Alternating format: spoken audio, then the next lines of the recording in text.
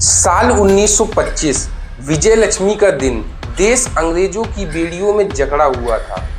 तभी नागपुर की गलियों में एक छोटा सा संगठन जन्म लेता है। नाम था राष्ट्रीय स्वयंसेवक संघ। कोई नहीं जानता था कि यह संगठन एक दिन भारत की राजनीति, समाज और विचारधारा का इतना बड़ा हिस्सा बन जाएगा। लेकिन सवाल उठता है, क्या आरएसएस केवल देशभक्ति सिखाता है या इसके पीछे कुछ और ही है? आखिर संघ की असली ताकत क्या है? चलिए जानते हैं।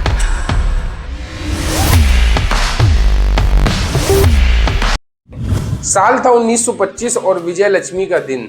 नागपुर में डॉक्टर केशव बलिराम हेडगेवर नाम के एक युवा डॉक्टर ने एक ऐसा बीज बोया जो आने वाले दशकों में एक विशाल वटवृक्ष बन गया। ये संगठन है राष्ट्रीय स्वयंसेवक संघ। जब इस संगठन की स्थापना हुई तो उस समय भारत में अंग्रेजों का राज था और समाज जाति, धर्म और भाषाओं में बटा हुआ था। डॉक्टर हेडगेवर ने सोचा, अगर भारत को एक सशक्त राज्य बनाना है तो सबसे पहले समाज को एकत्र करना होगा।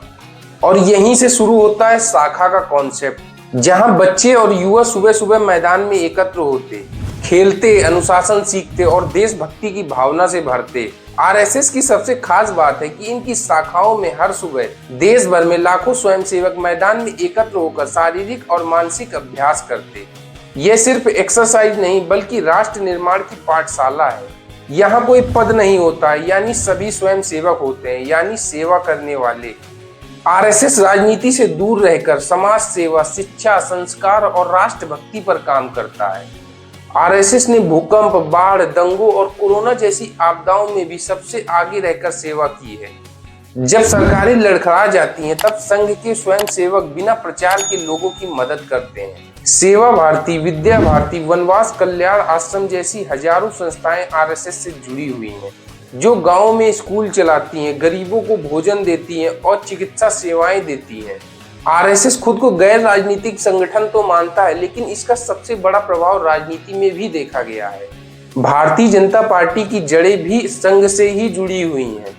अटल बिहारी वाजपेयी, लाल कृष्ण आडवाणी और नरेंद्र मोदी जैसे नेता संघ के ही स्वयंसेवक रह चुके हैं।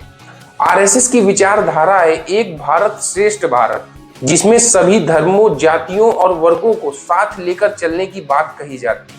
लेकिन आरएसएस हमेशा से ही सराहना का पात्र नहीं रहा है। इस पर कई बार सांप्रदायिकता फैलाने और अल्पसंख्यकों को डराने और गांधी जी की हत्या से जुड़ने जैसे गंभीर आरोप भी लगे हैं। हालांकि जांच एजेंसियों ने साबित कर दिया है कि आरएसएस का गांधी जी की हत्या से कोई लेना देना नहीं था। फिर भी यह बहस आज भी जारी है कि आरएसएस समाज को जोड़ रहा है या समाज को बांट रहा है। आज के समय में आरएसएस एक वैश्विक संगठन बन चुका है, जिसकी शाखाएं दुनिया के कई देशों में हैं। संघ प्रमुख मोहन भागवत जी के नेतृत्व में आरएसएस ने खुद को और भी आधुनिक बनाया है। अब आईटी, मीडिया और सोशल वर्क में भी आरएसएस की सक्रियता देखी जा रही है। आरएसएस कोई संगठन नहीं है, यह एक विचार है जो भारत को एकजुट और आत्मनिर्भर बनाना चाहता है। चाहे आप इसके समर्थक हो या आलोचक, लेकिन एक बात तो तय है, आरएसएस भारत के सामाजिक और राजनीतिक इतिहास का एक अहम अध्याय है। तो सिर्फ आरएसएस एक संगठन है या फिर एक मिशन?